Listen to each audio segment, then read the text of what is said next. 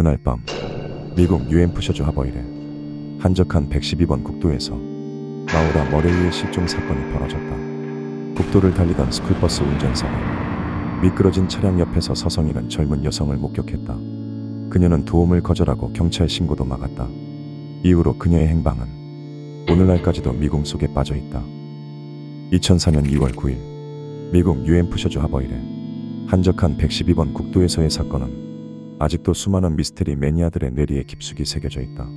저녁 7시에서 7시 30분 사이에 어두워진 하늘 아래 스쿨버스를 운전하던 부치의 수드는 집으로 돌아가는 길에 끔찍한 광경을 목격했다. 눈 덮인 도로에서 미끄러져 나무에 부딪힌 검은색 소형 승용차가 길가에 버려져 있었고 그 옆으로는 젊은 여성이 서성이고 있었다.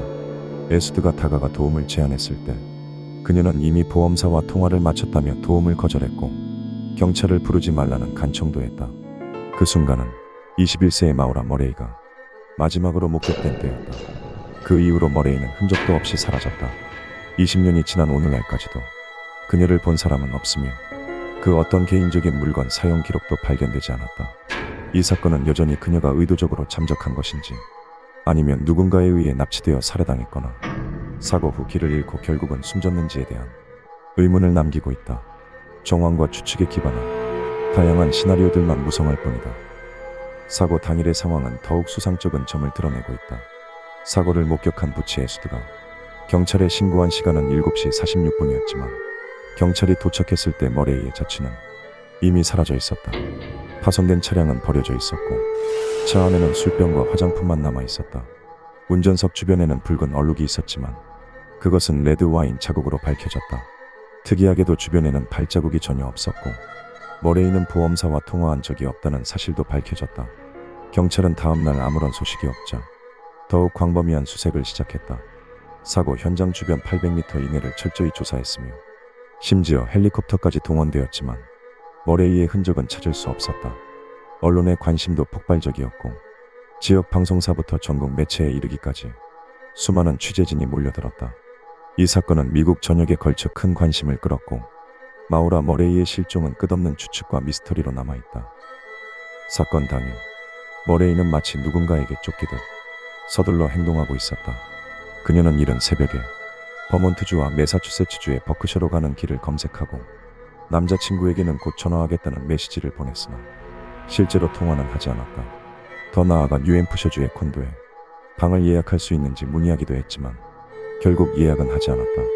이 모든 행동은 그녀의 실종에 대한 수수께끼를 더욱 깊게 한다.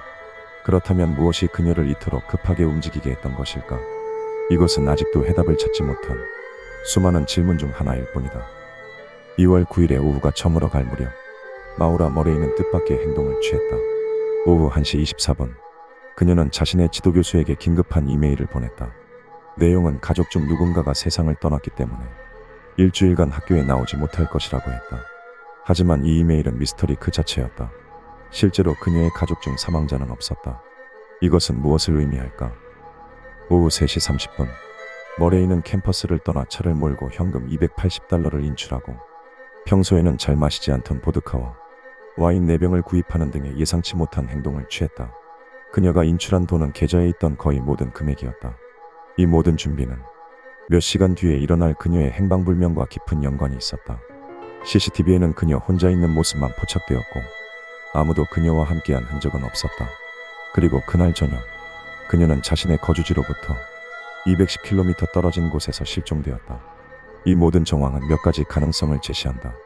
머레이는 커다란 심경의 변화를 겪고 있었으며 아무에게도 말하지 않고 혼자 떠날 계획을 세웠을 수도 있고 그녀가 음주 상태에서 운전을 하다 사고가 나자 두려움에 휩싸여 보험사나 경찰에 신고하지 않았을 가능성이 있다. 그러나 이러한 가설들은 그녀의 20년간의 실종을 설명하기에는 부족하다. 그녀의 아버지 프레드 머레이는 딸이 갑자기 사라질 이유가 없다고 주장했다. 그녀는 간호사가 될 예정이었고 새 차를 구입할 계획이었으며 결혼도 앞두고 있었다. 이 모든 관심과 추측 사이에서 유튜브에 게시된 몇 개의 괴이한 영상은 이 사건에 대한 또 다른 어두운 면을 드러냈다. 특히 2012년에 게시된 영상은 머레이 실종 8주년을 축하하는 듯한 기괴한 웃음소리와 함께 심오한 불쾌감을 자아냈다. 이 영상들은 사건 해결에 도움이 되기는커녕 혼란만 가중시켰으며 업로드된 영상들의 게시자는 결국 정신질환을 앓고 있는 것으로 밝혀져 수사에는 아무런 도움이 되지 않았다. 이 사건은 여전히 미제로 남아있으며 수많은 질문들은 답을 기다리고 있다. 마우라 머레이의 실종 사건은 시간이 지날수록 더욱 어두운 그림자를 드리우고 있다. 이 사건은 단순히 미제 사건의 수수께끼를 넘어서 온라인 커뮤니티의 가장 암울한 면모를 드러내는 무대가 되었다. 머레이 가족은 네티즌들의 공격과 모욕을 받으며 큰 고통을 겪고 있다.